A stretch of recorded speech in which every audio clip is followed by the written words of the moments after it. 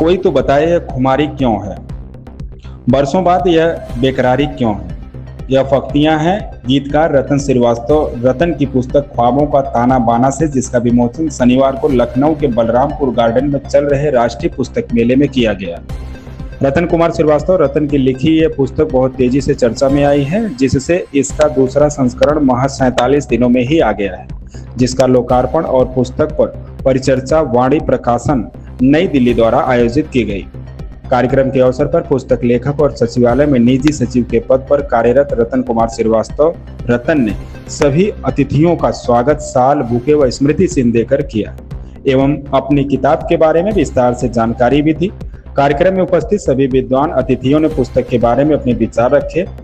विमोचन समारोह में वरिष्ठ साहित्यकार डॉक्टर दिनेश चंद्र अवस्थी, डॉक्टर अवधि हरि, सुशील श्रीवास्तव, उप निदेशक आकाशवाणी लखनऊ डॉक्टर अनामिका श्रीवास्तव, वाणी प्रकाशन के प्रतिनिधि अतुल महेश्वरी तथा राष्ट्रीय पुस्तक मेले के संयोजक मनोज सिंह चंदेल सहित तमाम गणमान्य जन उपस्थित रहे।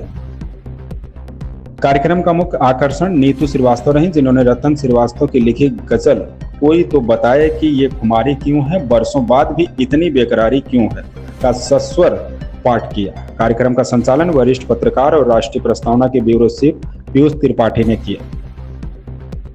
मंच पर आए, किसी भी बुजुर्ग का आशीर्वाद मिलना है जो स्वभाव होता है। रतन जी से मैं कहूंगा कि उनका स्वागत करें पुष्पगुच्छ देकर।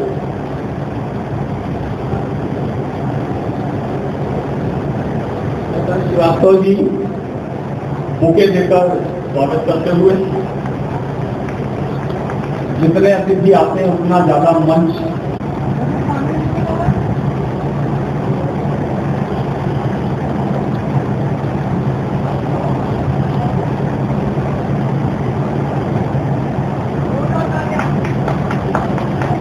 कहावत है कि जब गेहूं को पानी लगाया जाता है तो पत्थर ऊपर मिल जाता है, तो मुझे भी एक अवसर मिला। अब आगे क्रम को बढ़ाते हुए मैं रतन श्रीवास्तव जी से कहूंगा, पुस्तक के संबंध में दो शब्द आखिर उन्होंने क्या लिखा, ये जो ताना बाना है उन्होंने बुना है ख्वाबों का, क्यों बुना, इसके बारे में रतन जी स्वयं बताएंगे। सभी को नमस्कार और जो भी यहाँ साथी बैठे हुए सबका हार्दिक अभिनंदन। और मैं रतन कुमार श्रीवास्तव कार्यकर्ता हूँ, पिछले 26 सालों से मैं यही लखनऊ शहर का होकर रह गया हूँ। चूंकि मेरी एक पुस्तक पहले भी आ चुकी है, ये मेरी दूसरी पुस्तक है, आपके सामने है, जिसका नाम है ख्वाबों का ताना बाना। इसके लिखने का उद्देश्य बस यही रहा कि जिंदगी में बहुत चीजें ऐसी होती हैं जो आपके मन की नहीं होती हैं, वो अनकही रह जाती है। बहुत बातें ऐसी होती हैं आप उसमें नहीं कर सकते हैं, वो मन ही मन में उमड़ती घुमड़ती रहती है। अपनी ढेर सारे भाव को हमने शब्दों में ढाक करके किताब के रूप में आपके समक्ष प्रस्तुत किया है।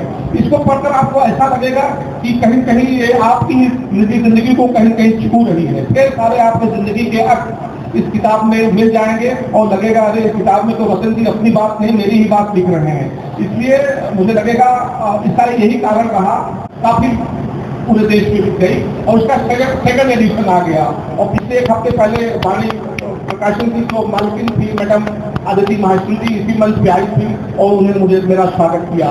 और उसके जो और मालिकान हैं अरुण सर, वो भी आए हुए थे पहली किताब में लेकर।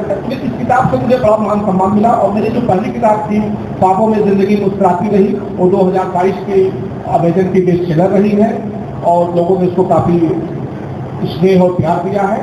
तो मैं इस डायस पर उपस्थित सभी अतिथियों का अपनी तरफ से हार्दिक अभिनंदन करता हूँ, उनका हार्दिक स्वागत करता हूँ। और मैं आभारी हूँ इन्होंने वाणी प्रकाशन के अनुरोध पे, क्योंकि ये कार्यक्रम वाणी प्रकाशन का है, मेरा नहीं है, मैंने किसी को नहीं आमंत्रित किया है। ये और बात है कि आप लोग बैठे हुए हैं और हमारे मित्र आ गए हैं, क्योंकि निश्चित रूप से इस किताब में आपको कुछ न कुछ ऐसी चीजें मिलेगी जो आपने जिंदगी को कहीं कहीं अनछुए पहलुओं को छूने का प्रयास करेंगी। क्योंकि समय बहुत कम है, इसीलिए मैं अपनी बात को विराम देता हूँ।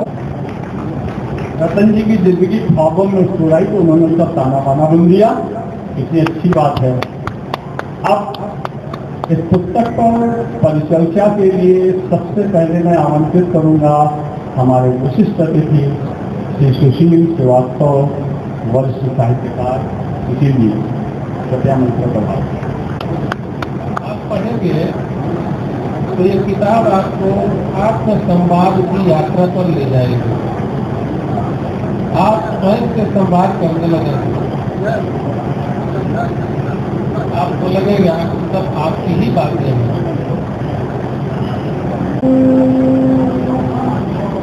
तुम्हारी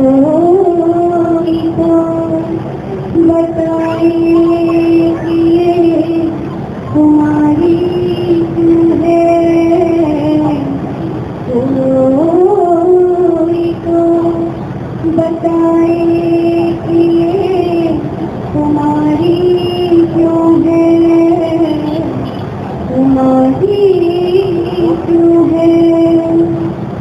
बरसों बाद भी इतनी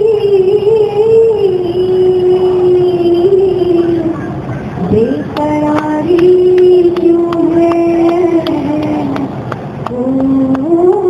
कोई तो बताए कि ये तुम्हारी क्यों है, तुम्हारी क्यों है।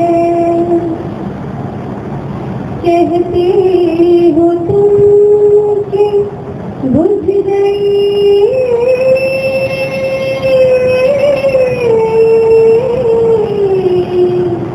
आग है। कहते हो तुम कि बुझ गई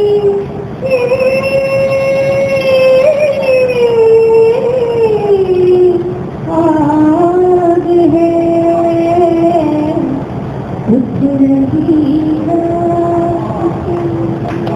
उठ रही रात से फिर चिंगारी क्यों है। उठ रही रात से फिर चिंगारी क्यों है। कोई तो बताए कि ये हमारी क्यों है। हमने भी दिख रही है, ठीक है, इसलिए मेरी बेकरारी क्या होगी तो आप किताब पढ़ कर जवाब देंगे। ठीक, चलिए अब मैं माननीय अध्यक्ष जी से जो आज के कार्यक्रम की अध्यक्षता कर रहे हैं उनसे मैं आग्रह करूंगा वो आकर अपना अध्यक्ष जी उद्बोधन करें।